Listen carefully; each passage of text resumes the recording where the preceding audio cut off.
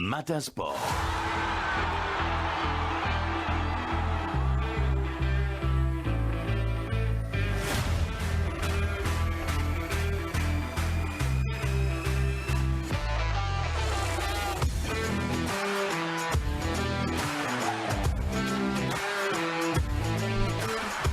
Bonjour Mohamed Djabour. Bonjour. 5 mètres de long, 10 cm de large, il n'en fallait pas plus pour Kaylan Emour pour aller décrocher l'or. Alors on a ressorti le son d'hier. Mohamed Djabour, je vous annonçais peut-être, et je me suis laissé porter par l'enthousiasme, une médaille d'or. Et votre réponse, non je plaisante, on n'a pas ressorti le son. Non, il n'y a pas de problème, vous pouvez ressortir le son. Ce qu'il faut retenir, c'est que pour Kaylan Emour, sur les barres asymétriques, on sait que c'est sa spécialité. Un nouvel encadrement, ce que je vous expliquais hier, et pour ceux qui n'étaient pas avec nous, je vais revenir.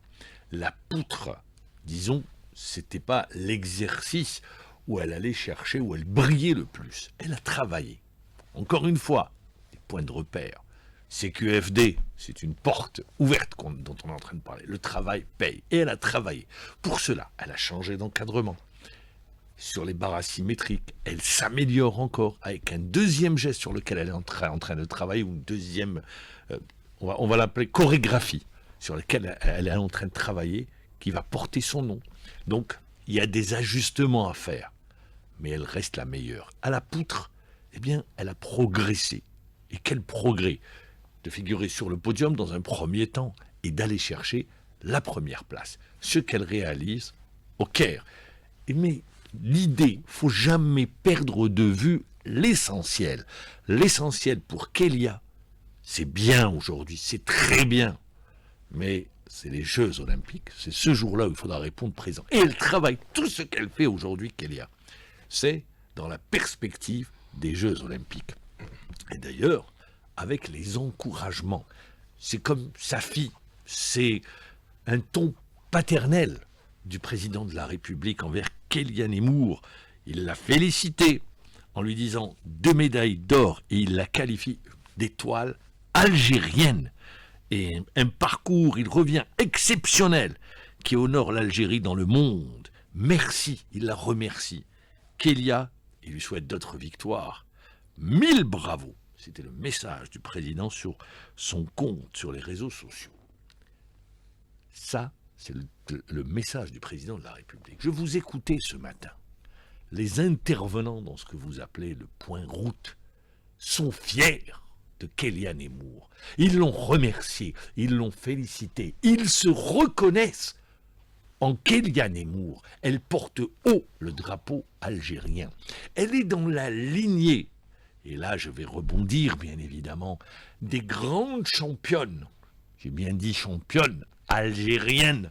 Ça avait débuté avec la très grande Hassiba Boulmerqa, qui nous rendait fiers dans un contexte, rappelons-le, très dur. J'ai eu la chance d'assister aux consécrations de Hassiba Boulmerqa sur un championnat du monde. C'était à Göteborg en 1995. Et je peux vous dire que toute la presse internationale l'a cherchée. Pourquoi ? Parce qu'elle avait également un discours politique à l'époque où on vivait des années noires. Il y a eu après Benida, il y a eu avant Sekina Boutamine qui n'a pas connu le même parcours mais qui faisait briller l'Algérie. Aujourd'hui, il y a Kélia, sans oublier également notre judokate, sans oublier, j'ai parlé de Benida, Mrah et la boxeuse Imen Khalif. Ça, c'est des femmes qui ont porté très haut. Et ça enclenche quoi ? Une autre dynamique. Eh bien oui, aujourd'hui, avoir encore plus de femmes faisant du sport de performance, Niveau, oui. Le sport féminin. Eh bien, au moment où il y a eu des discours contre le sport féminin, eh bien voilà, ça nous rend fiers et on est content d'elles et on leur souhaite 1001 succès. Parce qu'il y a Kaylan Emour au plus haut niveau. Mais dans le même temps, regardez ce qu'a fait Imen Khalif. Ça enclenche des dynamiques. Eh bien, on a une autre boxeuse qui s'est illustrée, Mansouri Fatiha, qui a remporté la médaille d'or au tournoi international Route de la Soie à Bakou. Elle est montée sur la plus haute marche du podium face à la Kazakh Znaz. Cette consécration couronne la boxe algérienne féminine avec Et rappelons-le, il y a une équipe féminine qui pourra espérer aller chercher une médaille d'or. C'est pour ça que je dis aujourd'hui, je le rappelle, pour avoir longtemps vivre dans le mouvement sportif national, accompagner des champions, eh bien un champion, je le disais hier, je le dis aujourd'hui, c'est une horloge, c'est de la précision. Un champion, c'est un athlète, c'est un être particulier dans sa préparation. Il ne doit pas y avoir le moindre, je dis bien, le moindre grain de sable, sinon ça se dérègle. C'est pour ça que je rappelle également parce que c'est l'État qui accompagne à travers la bourse pour les athlètes, eh bien que tout doit être fait dans le temps. Et surtout, pas de bureaucratie, parce que vous perturbez. Je vais prendre le meilleur exemple. Alors qu'il pouvait monter sur une marche, Trick, au championnat du monde, il a perdu son entraîneur. Déjà, c'est un bouleversement, décédé, Allah yarhamou. Mais deuxièmement, la bourse permettant d'enclencher la préparation est arrivée en retard, le perturbant dans sa préparation. C'est pour ça que, je le dis toujours, on doit accompagner les athlètes et leur faciliter la vie pour que ça soit un long fleuve tranquille et qu'ils ne se consacrent qu'à une seule chose, à savoir sa discipline. Voilà pour ces deux championnes, puis pour Kellyanne Moore. On enchaîne avec le sport militaire, c'est 193 athlètes. Et le sport militaire très important. Je ne vais pas revenir d'ailleurs.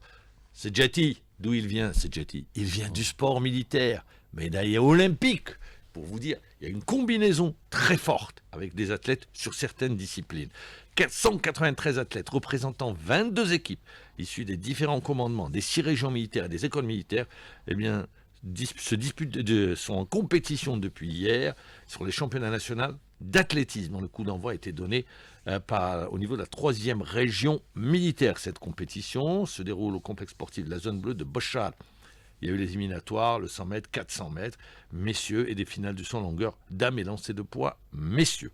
Voilà pour l'essentiel, on aura l'occasion de revenir sur les résultats. La direction de l'Harash a annoncé ça, et c'est Yamin Bourala qui terminera la saison avec un objectif, terminé sur le podium, pour pouvoir disputer les matchs barrages. Et puis, il y a eu 2 résultats. Napoli a battu le Milan AC, très important, puisqu'ils prennent la 2e place, les Napolitains, et ils devancent le Milan AC. La petite musique, s'il vous plaît.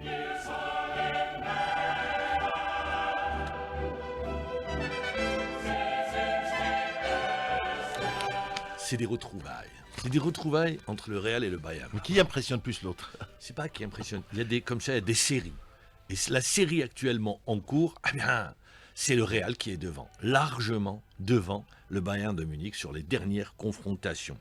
C'est, je le rappelle, le remake de la saison 2023-2024. Les Merengues avaient alors gagné 2-1 à domicile avant de concéder le nul à Munich. Les 3 derniers quarts de finale, à chaque fois, le Bayern a été éliminé. Est-ce que ça va être bis repetita? Je vous donne juste une stat. 100 buts le Bayern depuis le début de l'année. En face, une défense qui n'est pas l'assurance tout risque. Eh bien, ça va être la clé de cette confrontation. Vinicius d'un côté, Olysée de l'autre, Kane d'un côté, Mbappé de l'autre. Ça, c'est des duels à distance et ça nous promet un beau spectacle. C'est ça la Champions League. Pour arbitrer, Michael Oliver.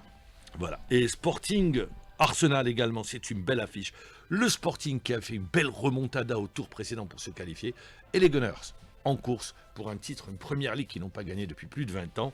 Et pourquoi pas retrouver une finale de Champions League. Ça passe par une victoire, par une qualification. Pas par une victoire, ça se joue en aller-retour. Par une qualification aux demi-finales. Voilà, vous avez les 2 affiches. Et on annonce un énorme spectaculaire tifo pour côté Real. Voilà.